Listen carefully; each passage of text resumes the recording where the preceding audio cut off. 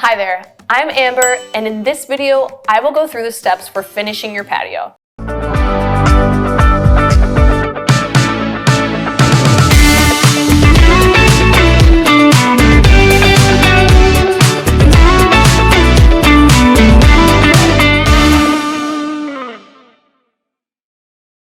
At this point, you are standing in front of your properly installed patio.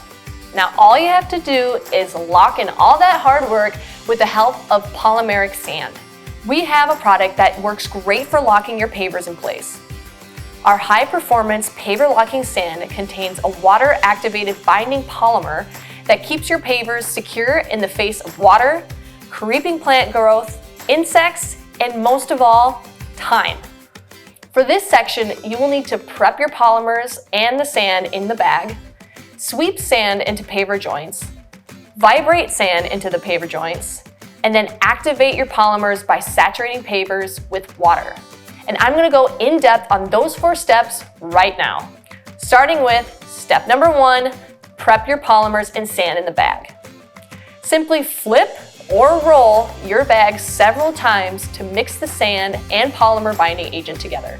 This will ensure that the polymers are fully integrated and ready to go before you start pouring them onto your patio.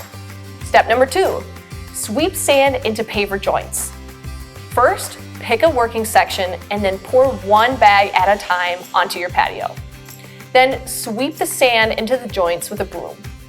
You'll want to brush the sand on top of your paver joints or to the beveled edge of your paver. Step number 3, vibrate sand into the paver joints. Use a flat plate compactor and vibrate the sand deep into the paver joints.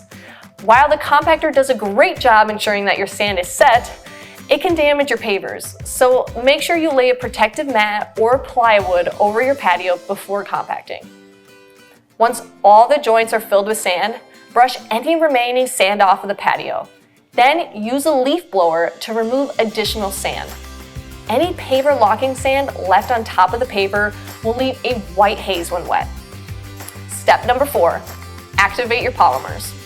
You'll want to saturate the entire patio with enough water to reach and activate all the sand between your pavers. Try your best not to over or undersaturate your patio. Repeat the dampening process 3 times in 15 to 20 minute intervals. Once you're done and all your joints are filled, give your patio at least 24 hours to completely dry.